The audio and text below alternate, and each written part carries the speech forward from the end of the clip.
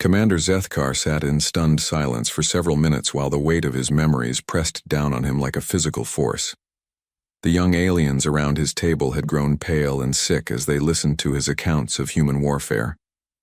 Even the older veterans in the cantina looked disturbed by the stories they were hearing. The final battle took place at Terra's Gate, the outer edge of humanity's home system. Zethkar finally continued in a voice that sounded hollow and broken. By then, I had been promoted to fleet commander and given control of the hegemony's 3rd Assault Fleet, with orders to end human resistance permanently. The old Vorthak's 4 hands gripped his mug so tightly that the metal began to bend under the pressure.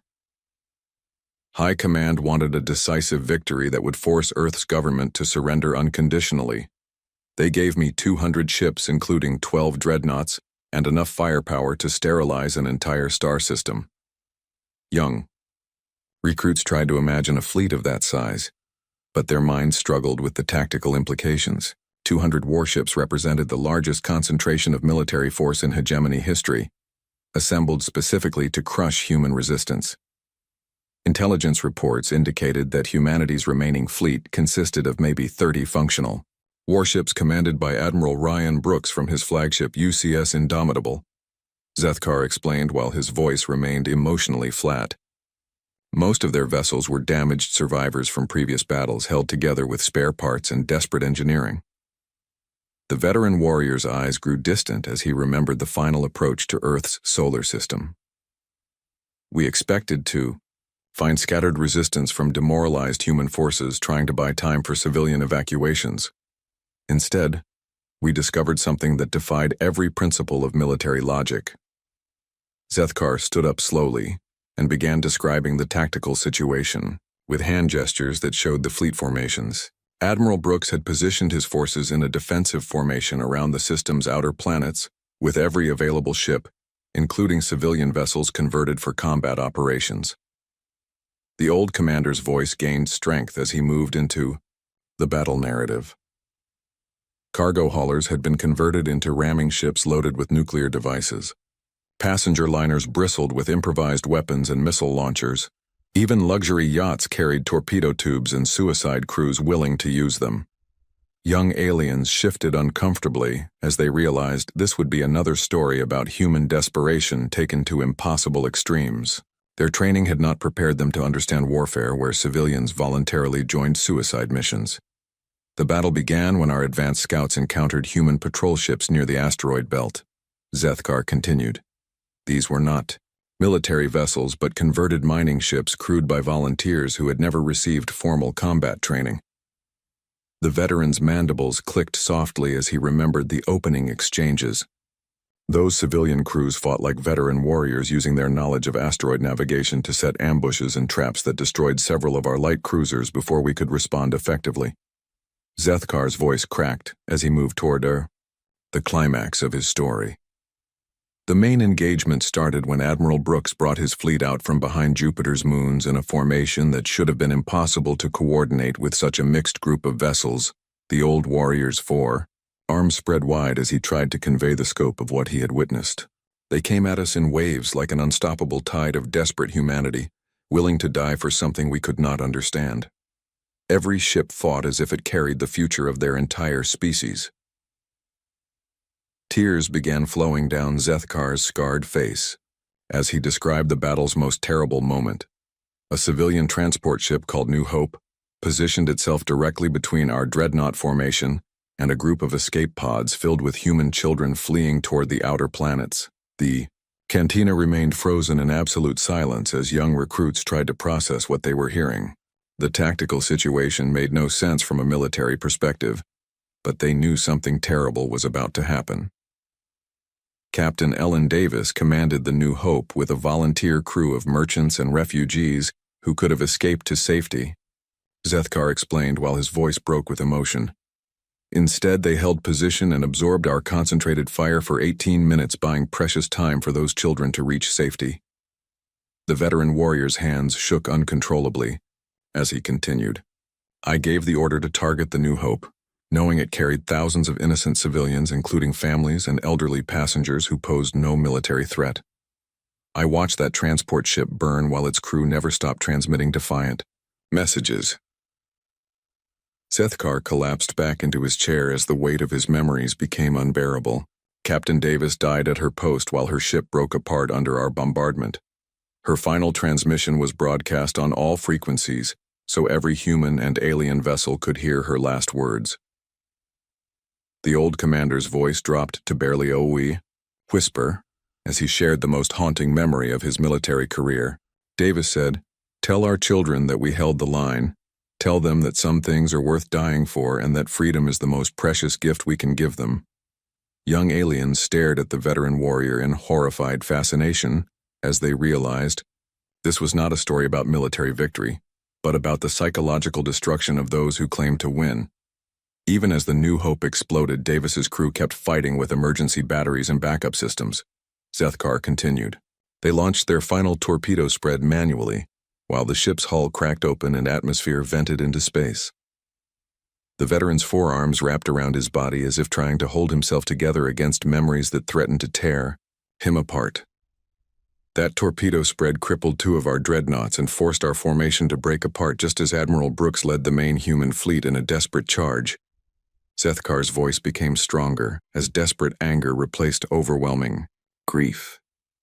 Brooks's flagship UCS Indomitable led the attack with guns blazing and crew singing their species' ancient war songs.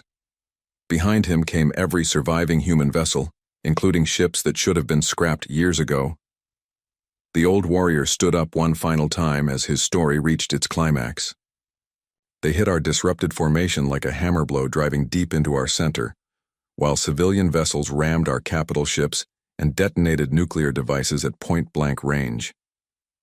Tears flowed freely down the alien commander's face as he finished his account. We won that battle through superior numbers and firepower, but the cost was beyond calculation. 2/3 of my fleet was destroyed or crippled, and thousands of hegemony soldiers died watching humans sacrifice themselves for principles we could not comprehend. The cantina remained silent as everyone absorbed the implications of what they had heard. This was warfare stripped of all glory and honor, reduced to its most brutal and desperate essence. Commander Sethkar sat alone in the corner of the dark cantina on Orbital Station Nexus 7. His forearms wrapped around a large mug of fermented kelp wine, while his black eyes stared into the liquid. The old Vorthak warrior had seen 30 years of galactic warfare, and his chitinous armor showed every battle with deep scars and burn marks that would never heal properly. The cantina buzzed with the usual mix of alien species from across the hegemony. Traders argued over cargo prices while off-duty soldiers played games of chance with dice made from asteroid minerals. The air smelled of strange spices and exotic alcohols that could kill most carbon-based life forms.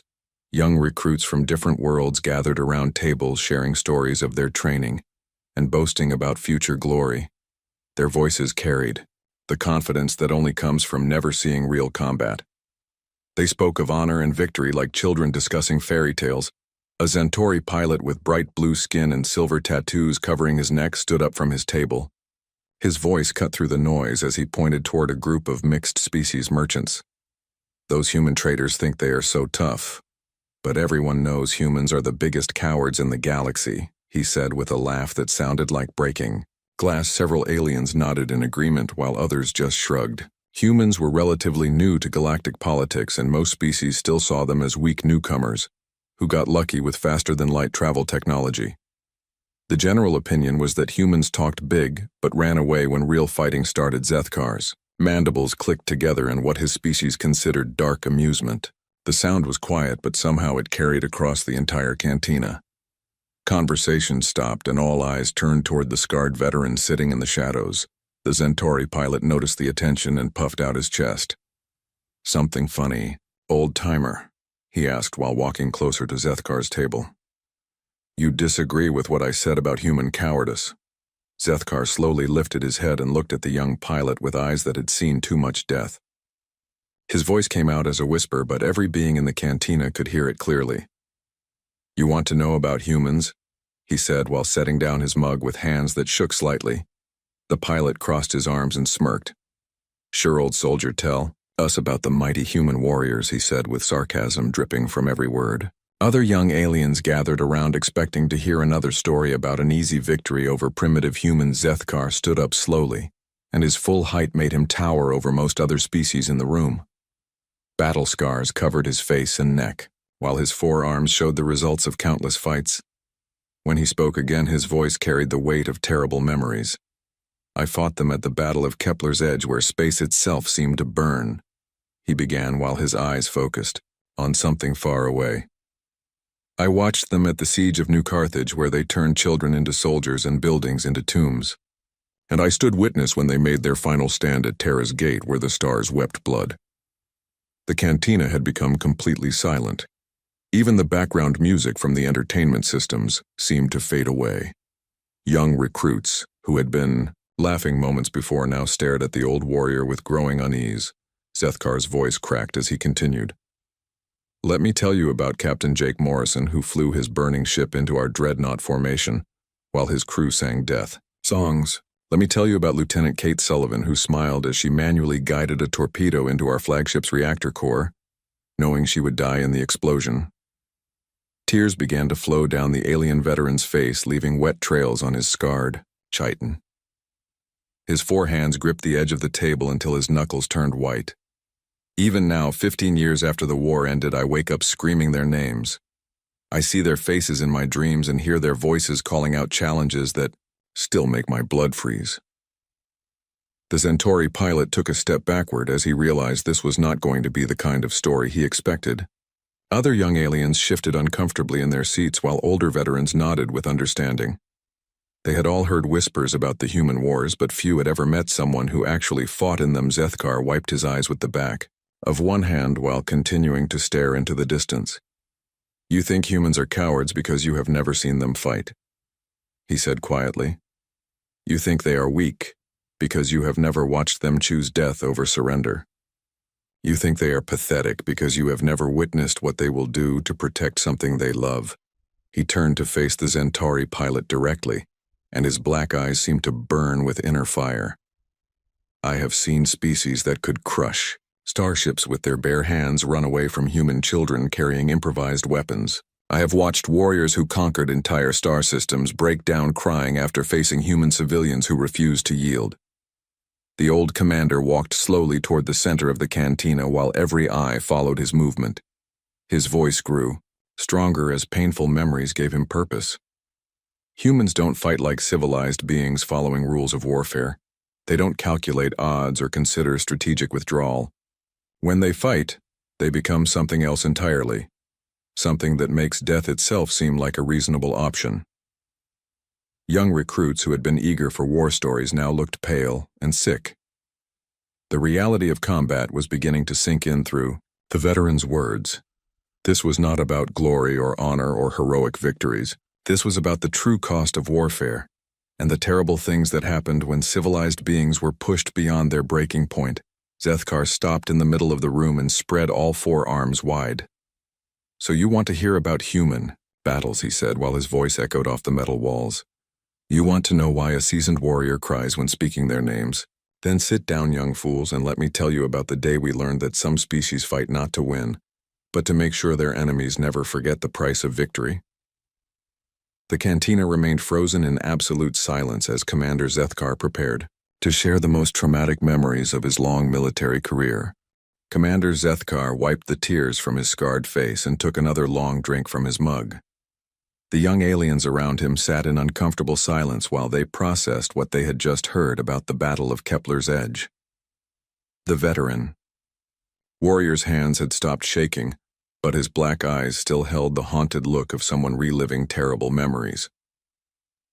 After Kepler's Edge, the Hegemony High Command decided that humans needed to be taught a lesson about the cost of resistance. Zethkar continued in a voice barely above a whisper. They chose New Carthage as the target because it was humanity's primary agricultural world responsible for feeding dozens of human colonies. The old Vorthak's mandibles clicked softly as he remembered the strategic briefings from 15 years ago. New Carthage had a population of 8 million humans, including 2 million children. The planet produced enough food to supply half of human space, so capturing it would force their government to negotiate for peace. Young recruits leaned forward expecting to hear about another space battle, but Zethkar's next words made them realize this story would be different and far worse than what they had heard before. Fleet Admiral Korath commanded the siege fleet with orders to blockade the planet until the humans surrendered. The veteran explained. Standard hegemony doctrine called for cutting off supply lines and waiting for civilian populations to pressure their military leaders into accepting terms. Zethkar's voice grew darker as painful memories surfaced. We established a complete, orbital blockade with 60 ships forming an impenetrable barrier around New Carthage. No supplies could reach the planet, and no ships could escape. Intelligence estimates suggested the humans would surrender within 6 weeks when food shortages became critical. The old commander set down his mug and used his 4 hands to illustrate the tactical situation. Colonel Ben Parker commanded the human garrison forces on New Carthage with only 12,000 regular troops and 30,000 civilian militia. Against our orbital superiority and advanced weaponry, his position seemed hopeless. Several young aliens nodded, understanding the military mathematics involved. A garrison force trapped on a planet with no orbital support against a full siege fleet should have surrendered quickly to minimize civilian casualties. For 8 months we maintained that blockade, Zethkar said while his voice cracked with emotion. 8 months of the most brutal urban warfare campaign in recorded galactic history. Colonel Parker turned that entire planet into a fortress and every human civilian into a potential combatant. The veteran warrior stood up and began pacing again, as the memories overwhelmed him. Parker organized the most effective resistance network we had ever encountered. Every building became a sniper's nest, every street became a killing field, and every block became a fortress that had to be taken room by room. Zethkar's hands clenched into fists as he described the grinding siege warfare. We had orbital bombardment capabilities and advanced ground vehicles, but Parker's forces fought with improvised weapons and guerrilla tactics that made our technological advantages nearly useless. Young recruits tried to imagine the tactical challenges, but their training had focused on conventional warfare between organized military units. The idea of fighting an entire civilian population was outside their experience. Human children served as ammunition runners and message carriers. The old warrior continued with tears flowing down his face. Elderly civilians worked as spotters and intelligence gatherers. Even wounded soldiers who could barely walk continued fighting from hospital beds and emergency shelters. The cantina remained frozen in horrified silence as Zethkar described the desperate measures both sides employed during the siege. We tried to minimize civilian casualties, but Parker's forces made that impossible by integrating military operations with civilian areas. The veteran's voice became stronger as he moved toward the climax of his story. The siege's turning point came during the 7th month when our forces finally managed to establish a forward command post in the planet's capital city. We thought we had gained a strategic advantage that would force Parker's surrender. Zethkar stopped pacing and turned to face his audience with eyes that burned with remembered pain. Major Lisa Chen led a group of wounded human soldiers in a desperate night raid on our command post. Intelligence reports indicated she was dying from radiation poisoning caused by fighting near damaged reactor facilities. The old commander's hand shook as he continued. Chen's assault team consisted of 15 humans, including soldiers who could barely stand, and civilians who had never received military training. They were outnumbered 50-1 and faced hegemony elite troops with advanced weapons and armor. Young aliens shifted uncomfortably as they realized where the story was heading. The tactical situation described was completely hopeless, yet they knew the humans must have somehow succeeded, or Zethkar would not be telling this particular tale. Chen's team infiltrated our perimeter during a thunderstorm that disrupted our sensor networks. The veteran explained. They used maintenance tunnels and utility passages to reach the command center without triggering our automated defenses. Zethkar's voice dropped to a whisper as he described the most traumatic part of his memories. I was working late in the command center when explosions echoed through the corridors.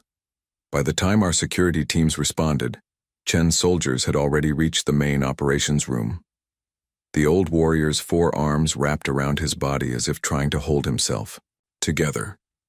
Major Chen burst through the armored doors carrying an improvised explosive device that should have been impossible for humans to construct with available materials. She was bleeding from multiple wounds and could barely stand, but her eyes still burned with determination. Tears flowed freely down Zethkar's scarred face as he relived those final moments. I drew my sidearm and ordered her to surrender, but Chen just smiled and activated the device. She looked directly at me and said, "This is for every human child who will see tomorrow's sunrise because of what we do tonight." The cantina remained absolutely silent as young recruits tried to process the horror of what they were hearing. This was not warfare as they understood it, but something far more desperate and terrible. The explosion killed Chen and 12 of my staff officers while destroying most of our command equipment. Zethkar continued barely above a whisper. "I survived because I was thrown clear by the blast, but Chen bled out in my arms during the aftermath." The veteran warrior's voice broke completely as he finished his story. As she died, Chen smiled and whispered that her sacrifice would be worth it if just one more human child got to see tomorrow's sunrise. Then she closed her eyes and left me holding her body while the command center burned around us. Zethkar collapsed back into his chair while his entire body shook with suppressed emotion. We eventually took New Carthage after 8 months of siege warfare, but the cost was beyond anything we had imagined. Parker's forces had turned their own planet into a tomb, and every victory felt like a defeat. Commander Zethkar returned to his table and picked up his mug with trembling hands. The young aliens gathered closer, forming a half-circle around the veteran warrior, while the rest of the cantina listened from their seats. The old Vorthak's eyes grew distant as he began to recall events that happened 15 years ago but felt like yesterday. "The Battle of Kepler's Edge was supposed to be a simple operation," he said while staring into his drink. "Our intelligence reports showed a small human colony fleet trying to establish mining operations near the Kepler asteroid field. 3 human ships against our full battle group of 9 vessels, including my dreadnought, the Eternal Conquest." Zethkar took a long drink before continuing. "Fleet Command wanted to test human resolve, so they sent us to demand their withdrawal from hegemony space. Standard procedure was to show overwhelming force and accept their surrender when they realized the situation was hopeless." The veteran's mandibles clicked softly as he remembered those early days when the war was still new. "We jumped into the system expecting to find civilian mining ships with light defensive weapons. Instead, we discovered 3 human warships in full battle formation, waiting for our arrival, like they had been expecting us for weeks." Young recruits leaned forward, eager to hear about the coming battle. They imagined glorious ship-to-ship combat with laser cannons and missile exchanges. They pictured brave alien warriors defeating inferior human technology through superior tactics and firepower. Captain Jake Morrison commanded the lead human vessel, a destroyer called UCS Defiant. Zethkar continued. Lieutenant Kate Sullivan served as his tactical officer and communications specialist. I learned their names later from captured records, but during the battle, they were just enemy contacts on our targeting systems. The old warrior set down his mug and used all 4 hands to gesture as he described the fleet positions. Morrison's ships formed a defensive triangle with the Defiant at the point facing our battle group. Their other 2 vessels were a light cruiser named Wolverine and a supply ship called New Dawn that should have retreated to safety immediately. Zethkar's voice grew quieter as painful memories surfaced. I opened communications expecting to receive their surrender. Morrison appeared on the main screen wearing a simple blue uniform with captain's bars on his collar. He was young, maybe 30 standard years, with brown hair and calm green eyes that should have shown fear but instead burned with determination. The alien commander paused to collect himself before continuing. "I gave him the standard ultimatum to withdraw from hegemony space within 1 hour or face the consequences." Morrison listened to my words without changing expression. Then he smiled and said something that still haunts my dreams. Several young aliens shifted in their seats, waiting for the dramatic response. They expected threats or pleas for mercy or perhaps desperate bargaining attempts. What they heard instead made their blood run cold. Morrison looked directly into the camera and said, "Commander, you are welcome to try and take this system, but understand that we did not come here to surrender. We came here to fight and, if necessary, to die. The choice of how this ends belongs to you." Zethkar's hands tightened around his mug as he remembered that moment. No species had ever responded to our ultimatums with such calm defiance. Morrison, cut the communication link before I could reply, leaving our bridge crew staring at a blank screen in stunned silence. The veteran warrior's voice became stronger as he moved into the battle description. I ordered our ships to advance in standard formation, expecting the humans to either retreat or attempt to negotiate. Instead, Morrison's destroyer accelerated directly toward our dreadnought formation at maximum speed, with his other ships following, close behind.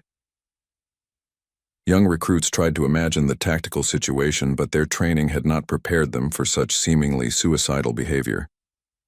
3 human ships charging 9 hegemony vessels was not warfare. It was madness, Zethkar explained.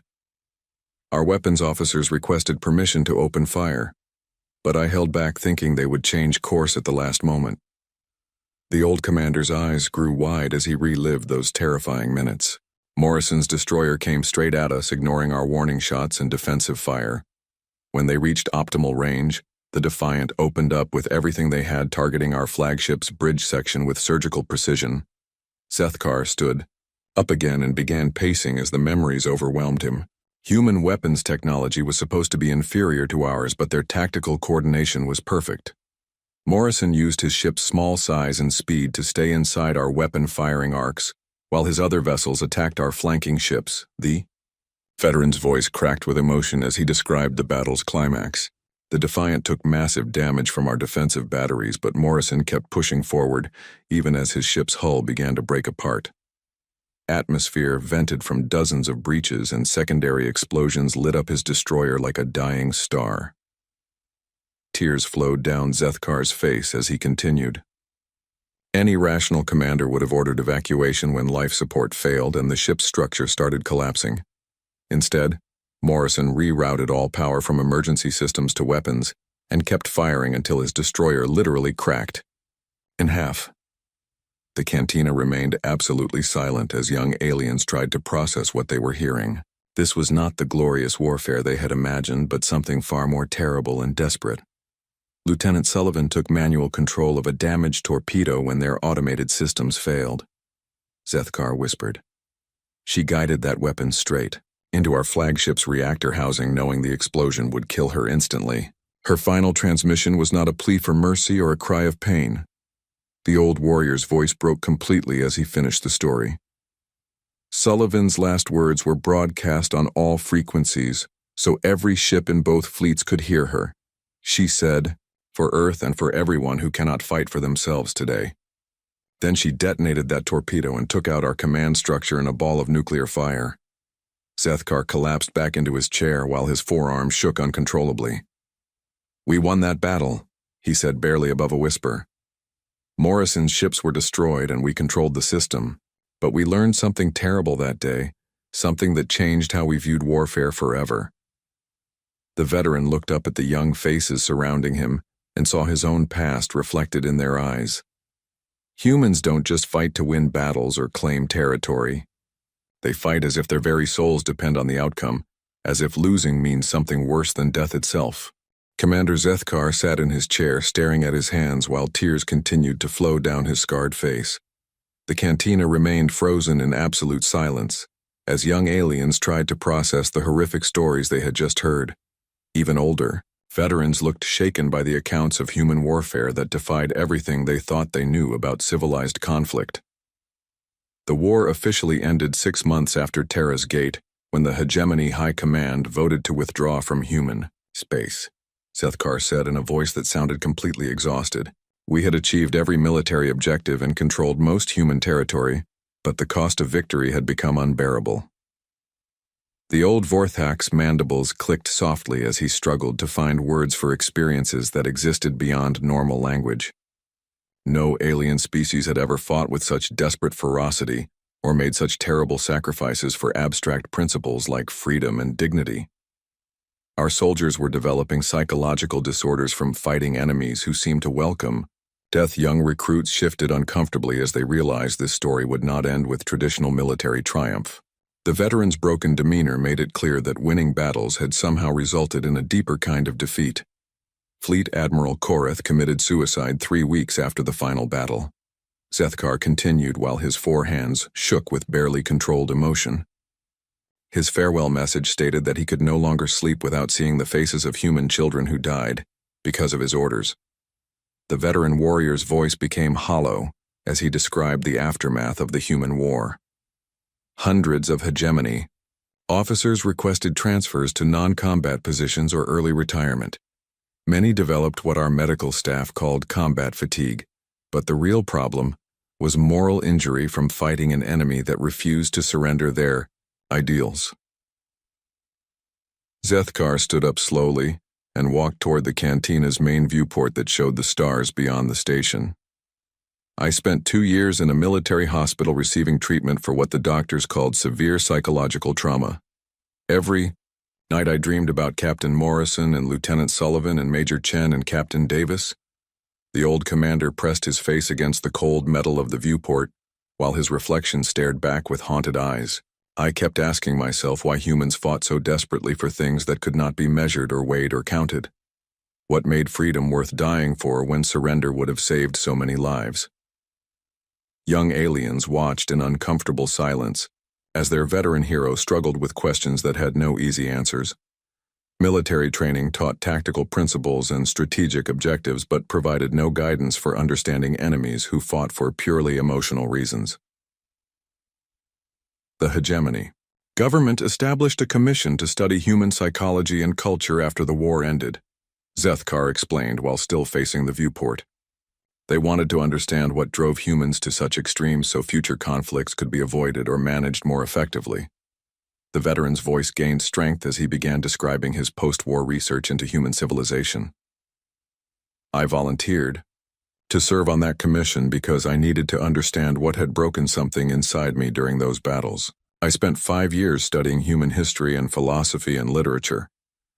Zethkar turned back toward his audience with eyes that no longer held the same haunted look.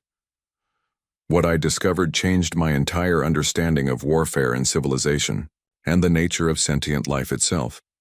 Humans fight so desperately because they view certain principles as more important than individual survival. The old warrior returned to his table and sat down, while young aliens leaned forward eager to understand the lesson he had learned. Most species, including our own, fight to protect territory or resources or genetic lineage. Humans fight to protect ideas and concepts that exist only in their minds. Zethkar's voice became stronger as he shared the insights that had taken years to develop. Freedom is not a physical thing that can be captured or destroyed, but humans treat it as if losing freedom is worse than death itself.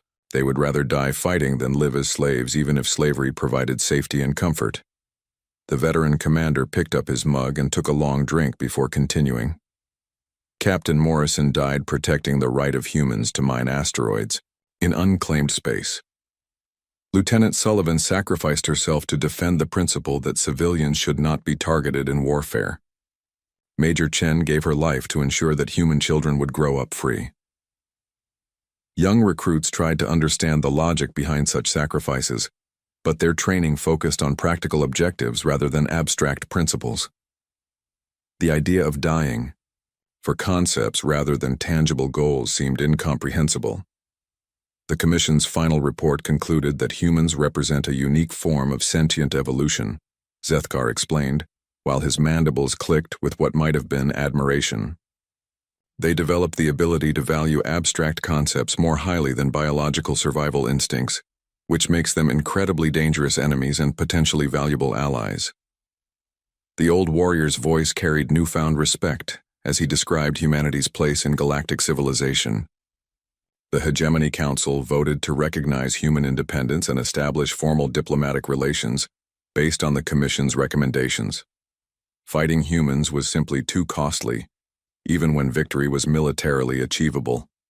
Zethkar stood up one final time and spread his forearms wide to address the entire cantina. Young soldiers who think humans are cowards have never seen them fight for something they truly believe in. You have never watched them choose death over surrender or sacrifice everything for the sake of abstract principles.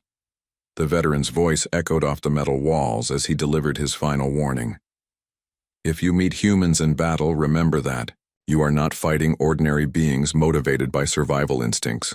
You are confronting a species that views dying for others as the highest honor and living without freedom as worse than death itself. Tears flowed down Zethkar's face as he concluded his story. I have seen warriors who could crush starships with their bare hands run away from human children, carrying improvised weapons. I have watched civilized beings break down crying after witnessing what humans will do to protect their families and communities. The old commander returned to his seat and picked up his mug with hands that no longer shook. Remember this lesson, young fools. When humans fight, they are not trying to win battles or claim territory. They are defending something sacred that exists in their hearts and minds. They fight as if the very concept of goodness depends on their courage. The cantina remained silent as everyone absorbed the weight of the veteran's words. The Centauri pilot who had started the conversation about human cowardice quietly left his table and walked away without saying another word.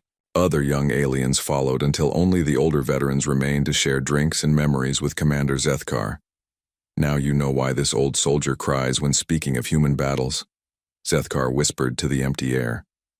Not because we lost, but because we won and learned the true cost of victory over beings who refused to surrender their souls.